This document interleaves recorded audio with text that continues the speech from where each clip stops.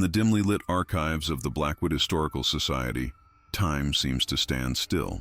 Dust particles dance in the thin beams of light that manage to penetrate the heavy velvet curtains. The year I cower to, the scent of old paper and chemical preservatives fills the air, mingling with the mustiness that permeates buildings of a certain age.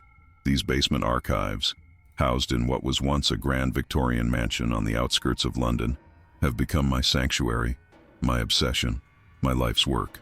My name is Edward Harrington, and for the past 15 years, I've dedicated my life to preserving and cataloging the photographic history of London's forgotten corners. Not the London of postcards and royal pageantry, but the London of narrow alleys, of workhouses and parish churches, of lives lived in the shadows of progress. The Blackwood collection, in particular, has been my focus. Thousands of photographs documenting the city's transformation from 1860 to 1900, a period of unprecedented change and upheaval. My colleagues at the university often tease me about my preference for the company of the dead over the living. "You belong in another century, Edward," they say, and perhaps they're right. I've always felt a stronger connection to these frozen moments of the past than to the chaotic present of mobile phones and the internet. Here, among my photographs and journals, I can trace the lineage of streets now vanished, families now forgotten, lives that would otherwise be lost to history. I preserve their memories. I give them voice. It was on a particularly dreary Tuesday in November when Mr. Finch, our elderly custodian, appeared at my office door, clutching a small wooden box to his chest as if it contained the crown jewels themselves. Mr. Finch had been with the society longer than anyone could remember. Some joked that he had come with the building, a spectral presence with his wispy white hair and shuffling gait.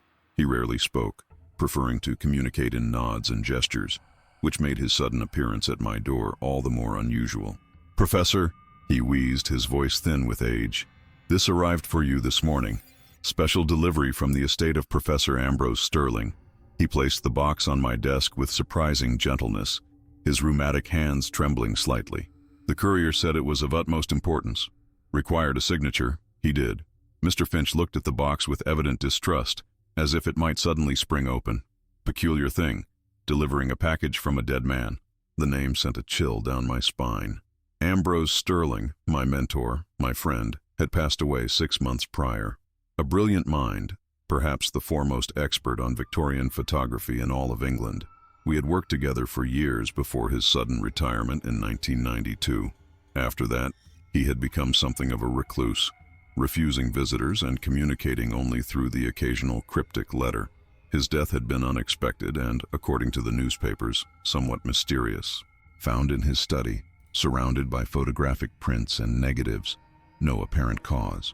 Heart failure, the coroner had ruled, though Sterling had been in excellent health for a man of 73.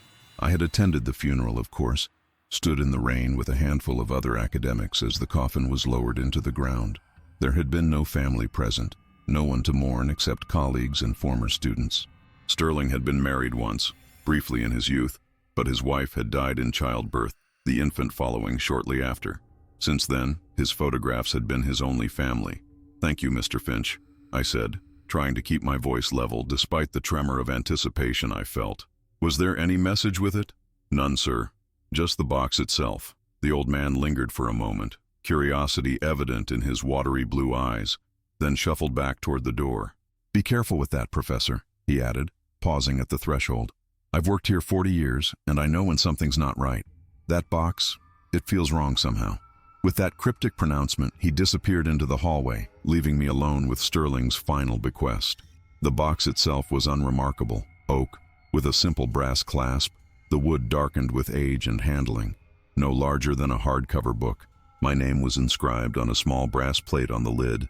Dr. Edward Harrington, Blackwood Historical Society. Sterling's precise handwriting, unmistakable even engraved in metal. For several minutes I simply stared at it, reluctant to disturb whatever message from beyond the grave it contained. Sterling and I had been close once before his withdrawal from academic life. He had been more than a mentor, a father figure of sorts, filling the void left by my own father's early death. His retreat into solitude had hurt more than I cared to admit, his few communications afterward feeling like crumbs tossed to a starving man. Finally, with a deep breath, I released the clasp and lifted the lid. Inside, nestled in faded purple velvet, lay a daguerreotype in a tarnished silver frame. A note, written in Sterling's unmistakable hand, accompanied it. "Edward, my dear friend, when you receive this, I will be gone. This photograph has consumed the final years of my life. I've looked too long, too deeply. Now I pass it to you, the only one who might understand its significance. But beware the shadow in the corner. Some things are best left in darkness. A.S." The paper was thick, expensive stationery, the kind Sterling had always preferred. The ink had faded slightly, suggesting the note had been written some time ago, perhaps shortly after his retreat from public life. I ran my fingers over the words, feeling the slight indentations where his pen had pressed into the paper. A farewell, a warning, and a puzzle, all in one. I lifted the photograph from its velvet nest and held it to the light. It was a typical Victorian street scene. London, judging by the architecture, sometime in the 1870s. A row of townhouses, their facades weathered even then. A horse-drawn carriage waiting at the curb. A street lamp, unlit in the daylight. And people, a gentleman in a top hat and frock coat, a woman with a parasol, a street vendor with his cart.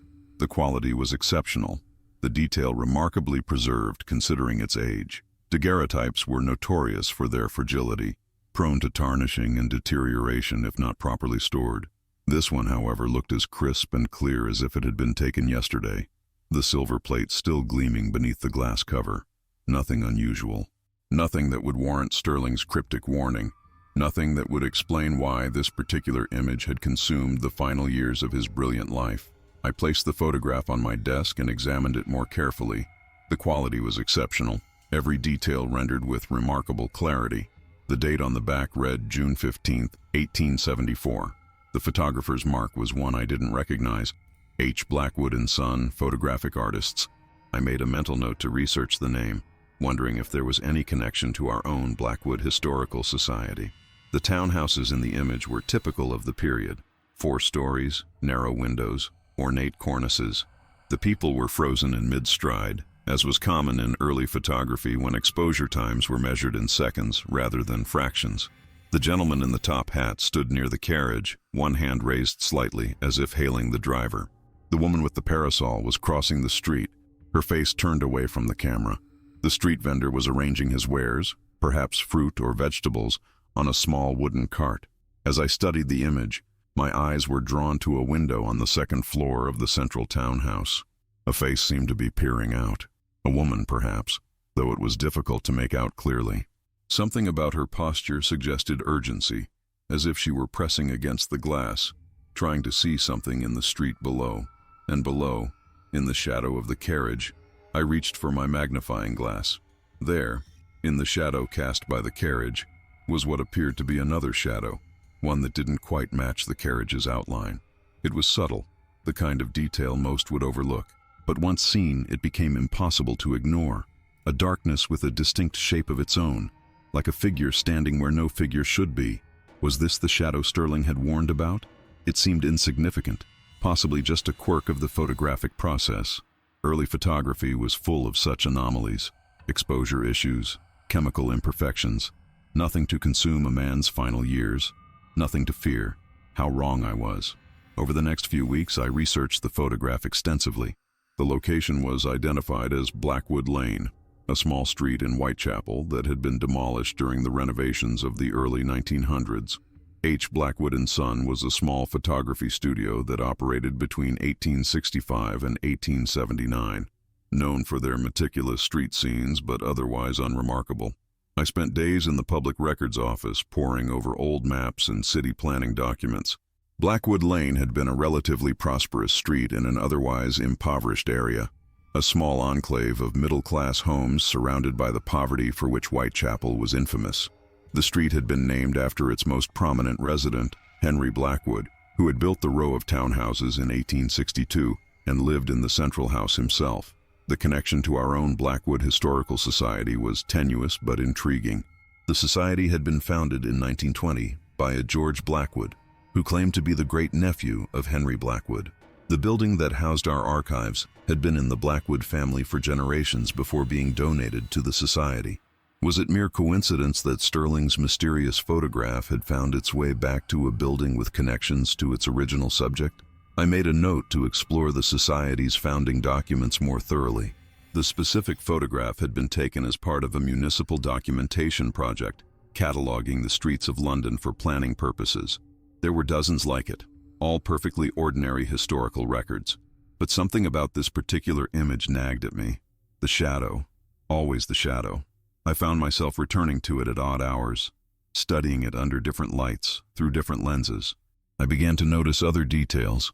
How the gentleman in the top hat seemed to be looking directly at the shadow, his posture suggesting surprise or alarm. How the street vendor's hand was raised as if in warning or protection. How the woman with the parasol was turned away, her face obscured, but her body tense. These people weren't simply going about their day. They were reacting to something near the carriage, something in the shadow. The face in the window, too, seemed more significant on repeated viewings. A young woman, her hands pressed against the glass, looking down at the street with an expression that, even in the grainy image, conveyed distress. Was she watching the scene below? Or was she trying to warn those on the street of something they couldn't see? I became consumed by these questions, spending more and more time in the archives, neglecting my regular duties. My colleagues noticed the change in me. Dr. Winters, the Society's director, stopped by my office one afternoon, ostensibly to discuss the upcoming exhibition, but really, I suspect, to see if the rumors of my obsession were true. "Edward," she said, eyeing the stacks of books and papers on my desk, "you look exhausted. When was the last time you went home?" I waved away her concern. "I'm fine, Helen. Just caught up in a particularly interesting research project." "Sterling's photograph?" she asked, raising an eyebrow. "Mr. Finch mentioned it. Said it gave him the creeps." "Mr. Finch is superstitious," I replied, perhaps too quickly. "It's just an old photograph. Historically significant, perhaps, but hardly supernatural." Dr. Winters picked up a book from my desk, Spirit Photography in the Victorian Era, and gave me a pointed look. "Then why are you reading about ghost photographs, Edward?" I had no good answer for that. The truth was, I had begun to wonder if the shadow in the photograph might be something more than a simple photographic anomaly. The Victorian era had been rife with spiritualism, with attempts to capture the supernatural through the new medium of photography. Most were hoaxes, of course, double exposures and other tricks designed to separate grieving families from their money. But there had always been a few cases that defied easy explanation. "Just covering all bases," I said finally. "You know how thorough I like to be." She didn't look convinced, but didn't press the issue. "Just remember to come up for air occasionally," she said as she left. "And maybe consider a shower. You're beginning to rival Mr. Finch in the mustiness department." I delved into newspaper archives from the period. June 15th, 1874, the day the photograph was taken. The Times reported nothing unusual for Whitechapel that day. But a smaller publication, the East London Observer, carried a brief item: disturbance in Blackwood Lane. Several residents report unusual occurrences near the Blackwood residence. Authorities investigate, but find no cause for concern. Unusual occurrences. No further explanation. The following day's edition contained a single line about the death of Elizabeth Blackwood, daughter of Henry Blackwood, after a long illness. No details, no obituary for a young woman from a prominent family. Just that single, cryptic line. I searched other newspapers from the period, looking for any mention of the Blackwood family or Blackwood Lane. The pickings were slim. A few advertisements for H. Blackwood & Sons photography services, an announcement of the exhibition of Mr. Blackwood's renowned street scenes at a small gallery in Mayfair, a brief mention of Henry Blackwood at a meeting of the London Photographic Society. Nothing that would explain the mystery of the shadow or Elizabeth Blackwood's sudden death. My curiosity now thoroughly piqued, I began tracking down information about the residents of Blackwood Lane. The central townhouse, the one with the face in the window, belonged to Henry Blackwood himself, the photographer. A widower, he lived there with his daughter, Elizabeth. Elizabeth Blackwood, I discovered, had been something of a local mystery. A young woman of 23 at the time of the photograph, she was rarely seen in public after her mother's death in 1872. Rumors of illness, of madness, circulated among the neighbors. Some said she was kept locked in her room. Others claimed to hear her singing late at night, though none could recall the tune. In a dusty box of parish records, I found her death certificate. Elizabeth Blackwood died June 16, 1874, the day after the photograph was taken. Cause of death: heart failure. She was found in her bed by a maid, her face, according to the maid's testimony, frozen in an expression of unspeakable terror. The maid, a young woman named Mary Collins, had provided a statement to the parish priest, who had recorded it in his journal. I found the entry after days of searching through the archives of St. Mary's Church, which had served the Blackwood Lane area until its demolition in 1912. The poor girl came to me in a state of great distress, the priest wrote. She claimed that Miss Blackwood's room was in disarray, as if a struggle had taken place. The bedclothes were torn, and there was a strange substance on the floor beside the bed, which Miss Collins described as black and tar-like, yet moving of its own accord. I counseled the girl that grief often manifests in strange visions, and advised her to pray for Miss Blackwood's soul rather than dwelling on the circumstances of her passing. Moving of its own accord. The phrase sent a shiver down my spine as I read it, thinking of the shadow in the photograph, the darkness that seemed to have a shape of its own. What had happened in that room on the night of June 15, 1874? What had Elizabeth Blackwood seen that had stopped her heart? And was it connected to the shadow in the photograph taken earlier that day? That night, I dreamt of the photograph. In my dream, I was standing in Blackwood Lane, the summer sun warm on my face. The carriage was there, the street vendor, the gentleman, the woman with the parasol, all frozen, like figures in a waxwork. And from the window of the Blackwood house, Elizabeth watched me, her pale face pressed against the glass. The shadow, she seemed to say, though her lips didn't move. It wasn't there before. I woke with a start, my heart racing. The dream had been so vivid, so real. I could still feel the cobblestones beneath my feet, still smell the distinct London aroma of coal smoke and horse manure. It was just past 3 in the morning. Rain lashed against my windows and wind howled through the eaves of my old Victorian flat. Sleep I knew would not return. So I did what I'd been doing increasingly often. I went to my study to look at the photograph again. I kept it in a locked drawer of my desk, wrapped in acid-free paper to protect it from light and moisture. As I unwrapped it now, my hands trembled slightly. It was becoming an obsession, this photograph. Sterling's obsession, now mine. I placed it under my desk lamp and leaned close. The shadow, always the shadow. But this time, something was different. The shadow seemed darker, more defined.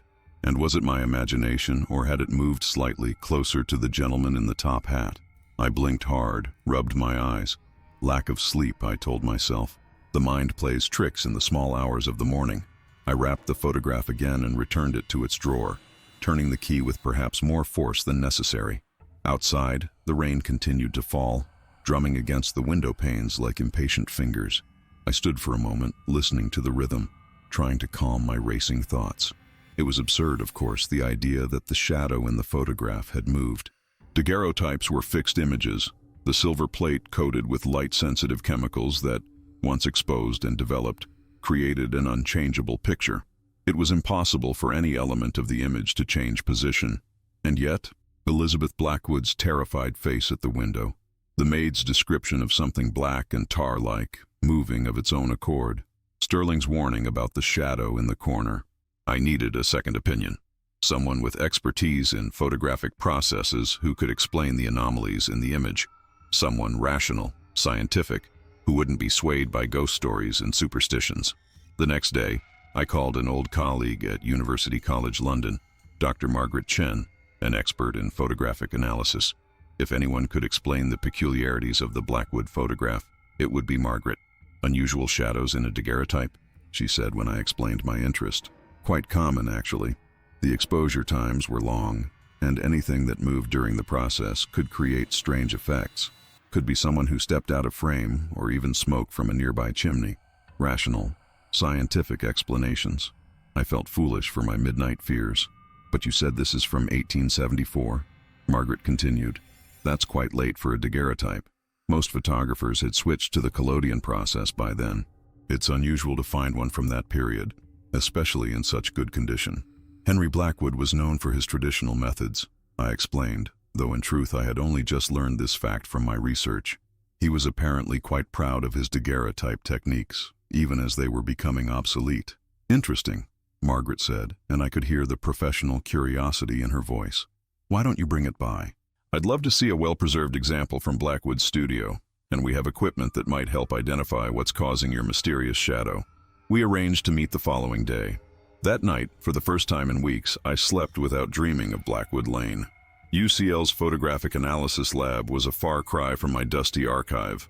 Bright lights, clean surfaces, state-of-the-art digital equipment. Margaret greeted me with a warm handshake and immediately set to work, placing the daguerreotype under a powerful microscope connected to a computer screen. "Let's see what we've got here," she murmured, adjusting knobs and peering at the screen. Margaret Chen had been a colleague during my brief tenure at UCL's history department before I joined the Blackwood Society. In her mid-40s, she was a respected expert in historical photographic processes, having written several definitive papers on the chemical compositions of 19th century photographs.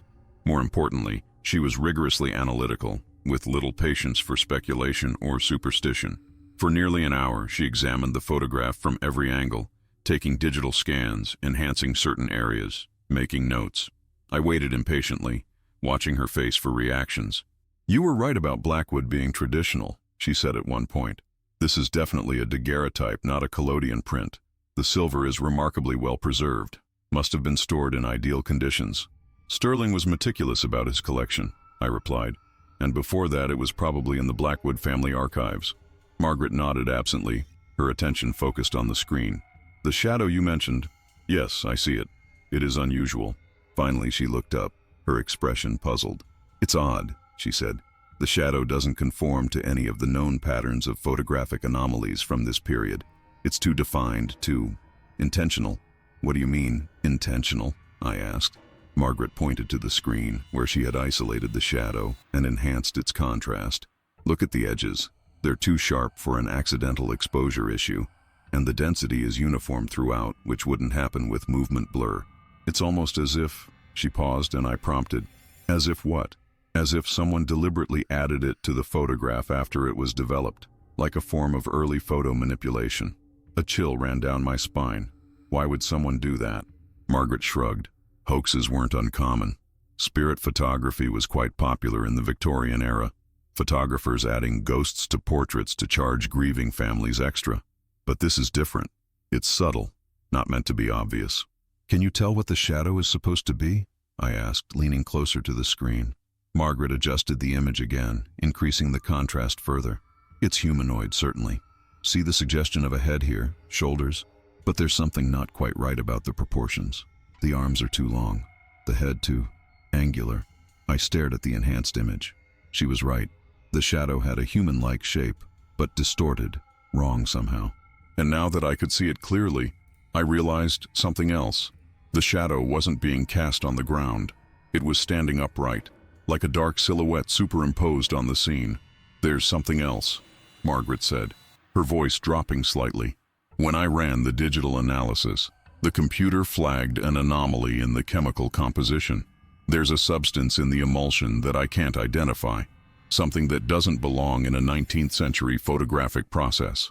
"What kind of substance?" I asked. "I've taken samples for further analysis," she replied, handing me printouts of her findings. "But preliminary results suggest it's organic in nature, and it's concentrated in the area of the shadow." Organic. The word hung in the air between us, heavy with implication. "I'd like to keep the photograph overnight," Margaret said. "Run some more tests, if you're comfortable with that." I hesitated. The thought of being separated from the photograph made me inexplicably anxious. It had become almost a talisman, a physical link to the mystery I was trying to unravel. But Margaret was a professional, and her lab was secure, and perhaps a night away from it would help clear my head, give me some perspective on what was rapidly becoming an unhealthy obsession. "Of course," I said finally. "Just be careful with it." Margaret smiled, though there was a hint of concern in her eyes. "You know, Edward, you seem very attached to this photograph. It's just a historical artifact. An interesting one, certainly, but..." "I know," I said quickly, not wanting to discuss the strange pull the image had on me. "Professional interest, that's all. It might be important for my research on early London photography." She didn't look convinced, but didn't press the issue. "I'll call you tomorrow with the results of the analysis. And don't worry, it'll be locked in the specimen cabinet overnight. Nothing will happen to it." As I left the lab, I felt a strange mixture of relief and loss, as if I'd entrusted a part of myself to Margaret's care. The rational part of my mind knew this was absurd. It was just a photograph, an object of historical interest. But another part, The part that dreamed of Elizabeth Blackwood at her window, that saw the shadow move in the small hours of the morning, felt a deep unease at being separated from it. That night, free from the photograph's presence, I slept deeply for the first time in weeks. No dreams of Blackwood Lane, no visions of Elizabeth at her window, just darkness and rest. Until my phone rang at 4:17 a.m. "Edward?" Margaret's voice was tense, breathless. "You need to come to the lab, now." "What is it? What's happened?" I was already reaching for my clothes, fully awake. "The photograph. It's changed." I drove through the empty London streets, rain still falling heavily from the previous night. The city was deserted, streetlights reflecting in puddles, creating doubles of themselves in the wet asphalt. My mind raced with possibilities, each more irrational than the last. Changed? How? The rational explanation would be damage, perhaps a chemical reaction to the tests Margaret had performed, or exposure to light or moisture. But the urgency in her voice suggested something more dramatic, more inexplicable. The UCL campus was silent and dark, most buildings shut for the night. The Department of Historical Analysis, where Margaret's lab was located, was a modern glass and steel structure, incongruous among the university's older buildings. At night, with only security lighting illuminating its facade, it looked oddly sinister, the reflective surfaces giving back distorted images of the surrounding trees and buildings. Margaret was waiting at the lab door, her face pale in the fluorescent light. She hadn't changed clothes since our meeting the previous day, and her hair was disheveled, as if she'd been running her hands through it repeatedly. "Have you been here all night?" I asked as she let me in. "I couldn't leave," she said, her voice strained. "I started the analysis, set up the equipment to run overnight. I was just going to check the initial results before heading home, but then..." She trailed off, leading me into the main lab. She didn't speak, just led me to her workstation where the daguerreotype lay under a glass cover. "I left it here last night," she said, her voice barely above a whisper. "Under the microscope. I set up a time-lapse camera to record any chemical changes over a 12-hour period. Standard procedure." She tapped a key on her computer, and a video began to play. The photograph, still and unchanged for several hours. And then, at precisely 3:33 a.m., something happened. The shadow began to move. Not dramatically, not like a special effect in a horror film. Subtly, almost imperceptibly, expanding slightly, its edges becoming more defined, and moving closer to the gentleman in the top hat. "This isn't possible," I breathed, watching the time-lapse continue. "Daguerreotypes are fixed images. They can't change." "That's not all," Margaret said, her scientific demeanor cracking slightly. "The organic substance I mentioned? I ran it through every database I have access to. No match. It's not any known chemical used in photography, historical or modern." She hesitated, then added, "But its molecular structure is similar to, well, to human tissue. Specifically, tissue that has undergone severe decomposition." My mind reeled. None of this made sense. A photograph couldn't change on its own, and it certainly couldn't contain decomposed human tissue. Yet the evidence was before us. The time-lapse video, the chemical analysis. "There's more," Margaret said, and now her voice was barely audible. "I enhanced the image of the face in the window. The one you mentioned was likely Elizabeth Blackwood." She pulled up another image on her screen. It was the window from the photograph, digitally enhanced and enlarged.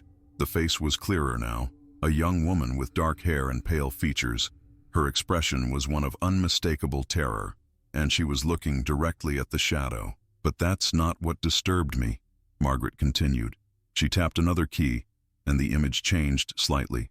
Same window, same face, but now Elizabeth's mouth was open, as if in mid-scream. "This is from the photograph this morning. Her position has changed." I stared at the screen, my blood running cold. "This isn't possible," I repeated, but with less conviction now. "There's one more thing," Margaret said, reaching for a folder. "While the analysis was running last night, I did some research on Henry Blackwood and his daughter. Most of what you found was correct. Elizabeth died the day after this photograph was taken, officially of heart failure." She handed me a photocopy of an old newspaper article. "But this suggests there might have been more to the story." The article was from the East London Observer, dated June 20th, 1874. Further inquiries into the sudden death of Miss Elizabeth Blackwood, daughter of photographer Henry Blackwood, have revealed disturbing circumstances. The maid who discovered the body has now claimed that Miss Blackwood's room was in a state of great disorder, as if a struggle had taken place. Furthermore, a strange substance was found on the floor beside the bed, described as black and tar-like, yet moving of its own accord.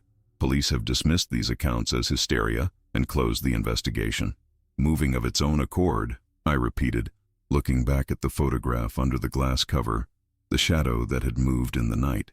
"Edward," Margaret said, her voice steadier now, "I think we need to consider the possibility that whatever this is, it isn't just a photograph. The organic material, the changes in the image, it's almost as if it's alive somehow." I shook my head, clinging to rationality. There has to be a scientific explanation. Chemical reactions we don't understand, perhaps. Or maybe... My voice trailed off as I noticed something on Margaret's desk. A small black stain, like ink or oil, near where the photograph had been sitting overnight. "Was that there before?" I asked, pointing. Margaret followed my gaze, frowning. "No, definitely not." I leaned closer, careful not to touch it. The stain was tiny, no larger than a fingerprint, but it seemed to have a texture unlike any liquid I'd seen before. Not quite solid, not quite fluid, and as we watched, it moved, a barely perceptible contraction, like a muscle flexing. "We need to contain this," Margaret said, her scientific training taking over. "Whatever it is." She reached for a glass slide and a pair of tweezers, intending to take a sample of the strange substance. But as the tweezers approached, the stain moved again, a sudden darting motion away from the metal. "It's reactive," Margaret whispered. "It's responding to stimuli." Before either of us could react further, the lights in the lab flickered. Once, twice, then went out completely. Emergency lighting came on seconds later, bathing the room in a dim red glow. The photograph lay on the desk where Margaret had left it, but now, in the red emergency light, the shadow in the image seemed to pulse slightly, as if breathing, and the small black stain was gone. "We need to destroy it," I said suddenly, the words surprising even me. "The photograph. Whatever this is, it's dangerous." Sterling warned me, but I didn't listen. Margaret looked at me sharply. "Destroy it. This could be the scientific discovery of the century. An unknown organic compound that responds to stimuli that can alter a fixed image." "Margaret," I cut her off. "My mentor spent the last years of his life obsessed with this photograph. He died alone, afraid, and now we know that the day after it was taken, Elizabeth Blackwood died in terror. This isn't a scientific discovery. It's a threat." She started to argue, but something in my expression must have conveyed the depth of my conviction.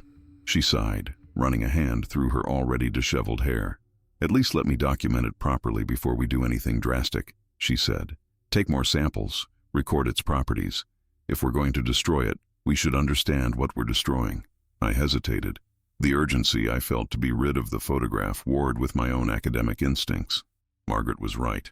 If this was truly something unprecedented, something beyond our current understanding of physics and chemistry, then documentation was essential. "All right," I conceded, "but we do it quickly, and we don't leave it unattended again." Margaret nodded, already turning back to her equipment. "I'll need to recalibrate after the power fluctuation. Give me a few minutes." I paced the lab while she worked, my mind racing. If the shadow in the photograph was somehow alive, if it could move and change and apparently escape the confines of the image, what exactly was it? A ghost? Some kind of energy or life form that 19th century technology had accidentally captured? Or something deliberately created? A trap set by Henry Blackwood for purposes I couldn't begin to fathom. Our argument was interrupted by a sound from the hallway outside the lab. A soft, scraping noise like something being dragged across the floor. "Security patrol?" Margaret suggested, but I could hear the doubt in her voice. The lab door was glass, with a view of the corridor beyond. In the dim emergency lighting, we could see that the hallway was empty, yet the scraping sound continued, growing louder, closer, and then we saw it. A darkness moving along the floor. Not a shadow cast by an object or person, but a shadow moving independently, flowing like liquid across the linoleum. "My God," Margaret breathed. "Is that—" "The stain," I confirmed. "It's grown." The black substance was now the size of a dinner plate, sliding under the door and into the lab. As it entered, it seemed to rise slightly from the floor, taking on more dimension, more form. Margaret backed away, bumping into her desk. I stood frozen, watching as the darkness continued to grow, to shape itself. The emergency lights flickered as the shadow rose higher, now the size of a small child. It had no distinct features, no face, but there was something horribly familiar about its proportions. The two long arms, the angular head. It was the shadow from the photograph. Somehow, impossibly, it had escaped the confines of the image. "The photograph," I gasped, turning to where it lay on the desk. "Look!" The daguerreotype was changing before our eyes. The shadow that had been near the carriage was fading, disappearing from the scene entirely, and as it vanished from the photograph, the shadow in the room with us grew more substantial, more real. Margaret made a sudden dash for the door, but the shadow moved with unnatural speed, flowing across the floor to block her path. She screamed as it touched her foot, the darkness seeming to climb up her leg like smoke. "Edward!" she cried, trying to shake it off. "Help me!" I looked around desperately for something, anything to use as a weapon. My eyes fell on a fire extinguisher mounted on the wall. I grabbed it, aimed, and fired a stream of foam at the shadow enveloping Margaret's leg. The creature, for I could no longer think of it as merely a shadow, recoiled from the chemical spray, releasing Margaret. She stumbled back, falling to the floor. "The photograph!" Margaret shouted. "It's the source. Destroy it." I turned to the desk, but the shadow was faster. It flowed between me and the photograph, rising up to its full height, now as tall as a man. In the red emergency light, I could see that it was becoming more defined, more solid. What had been a featureless silhouette was developing a suggestion of a face, hollow eyes, a gash-like mouth, and it was looking at me. "What are you?" I whispered, though I didn't expect an answer. The shadow tilted its head, the movement jerky, unnatural. And then it spoke, not with a voice, but with a sound like paper tearing, like metal grinding against metal. "Hungry," it seemed to say, though the word was barely recognizable as human speech. It lunged forward, and I raised the fire extinguisher like a club, swinging it with all my strength. It passed through the creature as if through smoke, but the shadow recoiled nonetheless, flowing back toward the photograph on the desk. "It's tied to the photograph," Margaret shouted from where she lay on the floor. "That's its anchor to our world." Understanding dawned. The photograph wasn't just a record of the shadow's existence, it was a portal, a doorway through which it could enter our world. I charged toward the desk, the shadow flowing around me, trying to block my path. I felt a cold numbness where it touched my skin, like frostbite setting in immediately. The pain was intense, like plunging my hand into liquid nitrogen. My fingers stiffened, the skin turning an alarming white, then blue. But I pushed through, gritting my teeth against the agony, driven by the desperate need to reach the photograph. Gritting my teeth against the pain, I reached the photograph and grabbed it. The shadow screamed, a sound like wind howling through a graveyard, and lunged for me again. "Fire!" Margaret yelled. "Edward, it fears fire!" Of course. Light and heat, the opposites of shadow and cold. I fumbled in my pocket for my lighter, an old silver Zippo I carried more out of habit than for any practical purpose. The flame seemed pitifully small against the encroaching darkness, but the shadow creature recoiled from it nonetheless, flowing back across the floor. With shaking hands, I held the flame to the corner of the daguerreotype. The old paper backing caught immediately, but the photographic plate itself was more resistant. The shadow screamed again, a sound that made my ears ring and my vision blur. It gathered itself, seeming to grow larger, more substantial. In its center, I could now see a suggestion of features that matched those of the gentleman in the top hat from the photograph, as if it had somehow consumed him, incorporated his essence into itself. Finally, the photograph itself began to burn, the silver plate blackening and curling at the edges. As it did, the shadow creature seemed to distort, its form becoming unstable, portions of it stretching and then snapping back like elastic. "It's working!" Margaret cried. The shadow was diminishing now, shrinking in on itself, its movements becoming erratic. The face within it, the gentleman's face, wore an expression of agony, but then it changed, the features shifting, reforming into a face I recognized from my research. Elizabeth Blackwood, her eyes wide with the same terror captured in the photograph. "Help me," the shadow seemed to say in a voice that was almost human, almost female. "He's kept me here for so long." I hesitated, the burning photograph hot against my fingers. "Elizabeth?" The shadow rippled, the face changing again.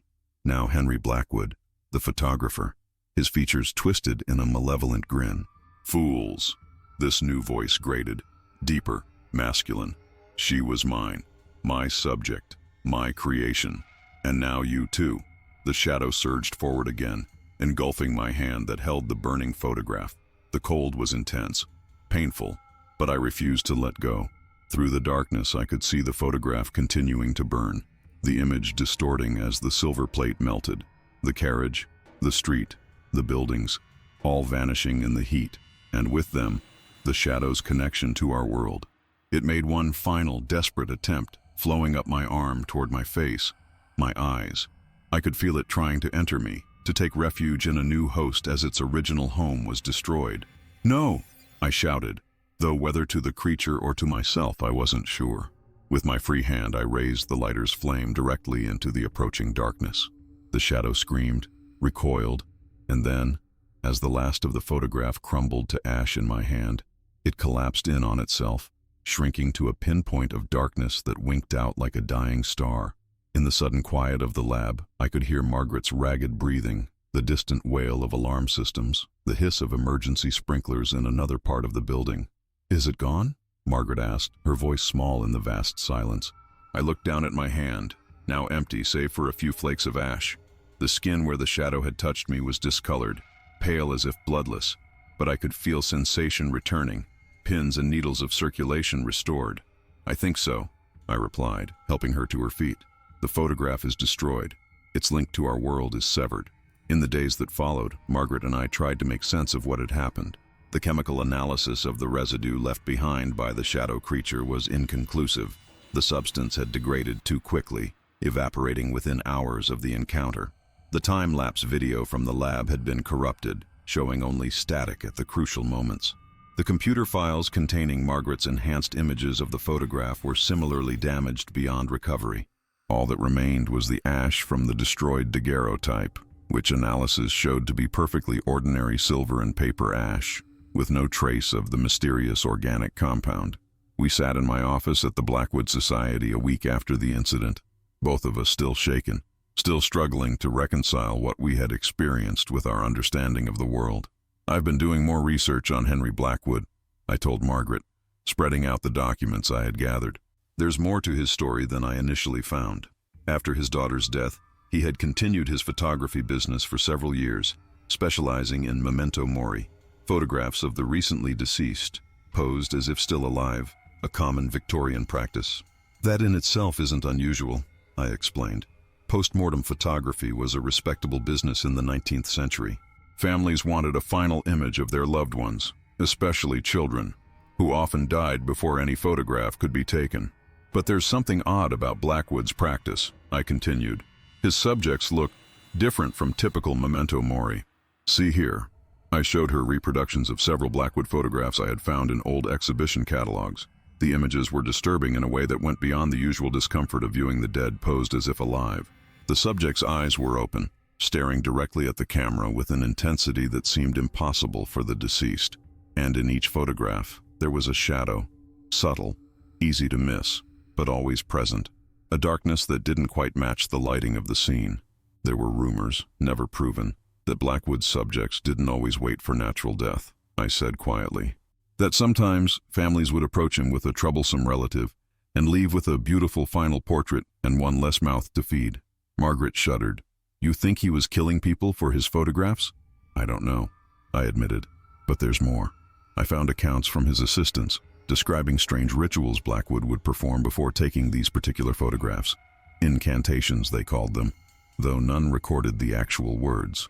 And they mentioned a special chemical he added to the photographic plates, a substance he prepared in private and kept in a black bottle. "The organic material," Margaret murmured. "But what was he trying to do? Capture their souls? Or something else entirely?" I said. "Look at this." I handed her a final document, a page torn from a journal, written in a spidery hand that was difficult to decipher. "Is this Blackwood's own writing?" she asked, studying it closely. I nodded.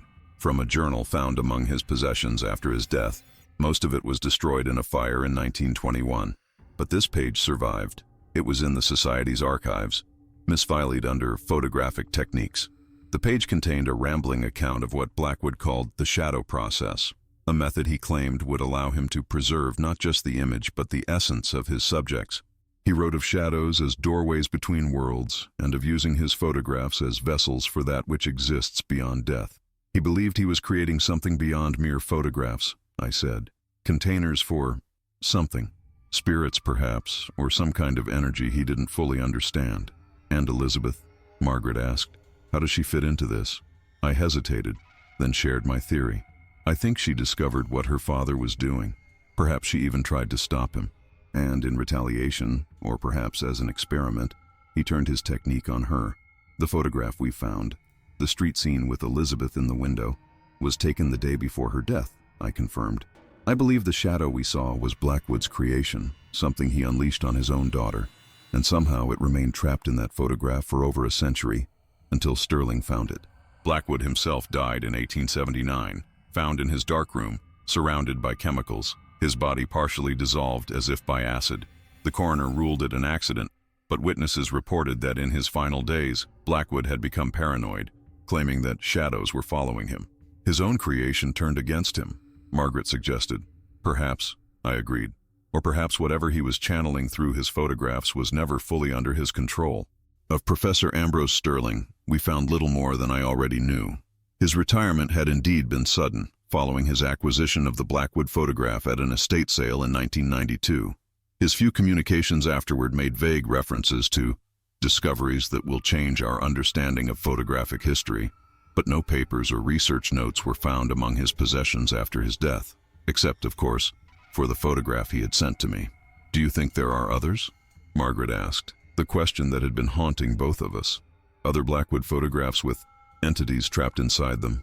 I've been searching, I said. There are rumors of a collection, scattered after his death. Most would be in private hands by now, if they still exist at all. Margaret and I agreed to keep the true nature of our experience confidential. Who would believe us? A living shadow, escaped from a Victorian photograph. We would be laughed out of academia, our careers ruined. Instead, we published a paper on the chemical properties of early photographic processes, with a brief note about an unusual organic compound found in some daguerreotypes, possibly the result of contamination during development. It caused a minor stir in specialized circles, but nothing more. Life returned to normal, or what passed for normal after such an encounter. I went back to my archive work, though I found myself avoiding the older photographic collections. But sometimes when I work late and the archive is quiet, I feel a chill in the air, and in the corner of my eye I catch a glimpse of something dark moving just beyond my field of vision. And sometimes, in my dreams, I return to Blackwood Lane. Elizabeth watches from her window. The gentleman in the top hat turns to me, his face now mine. And behind me, always behind me, a shadow grows, reaches, hungers.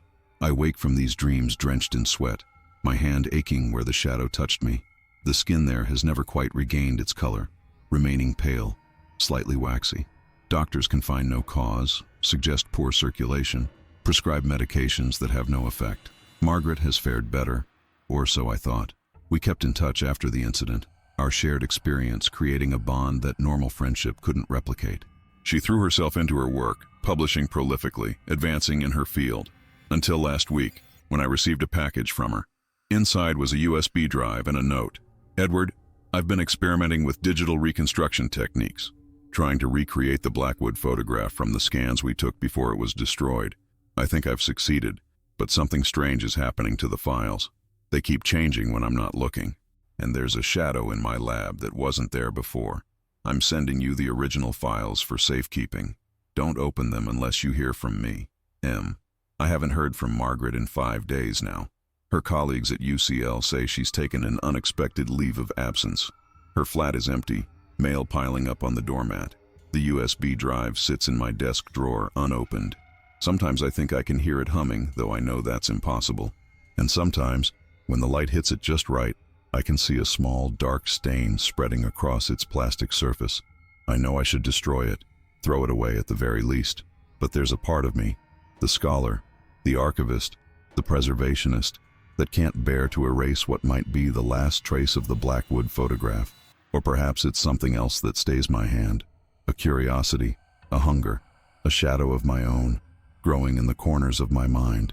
So I keep the drive locked away, and I continue my work, and I try to ignore the cold spot that follows me through the archives, the glimpses of darkness and reflective surfaces, the dreams of Blackwood Lane. But I know, deep down, that it isn't over. The shadow has found a new home, a new medium for its hunger. Digital now, not silver and paper, spreading through cables and drives, through the very technology we use to preserve our past. Waiting, growing, hungry. And sometimes when I look at my reflection in my computer screen late at night, I see not my own face looking back, but that of Henry Blackwood, his eyes gleaming with malevolent triumph. And behind him, always behind him, a shadow grows darker, larger, closer. This Victorian photograph was studied for years, until one shadow finally changed everything. Not just for Professor Sterling, not just for Margaret and me, but perhaps soon for everyone.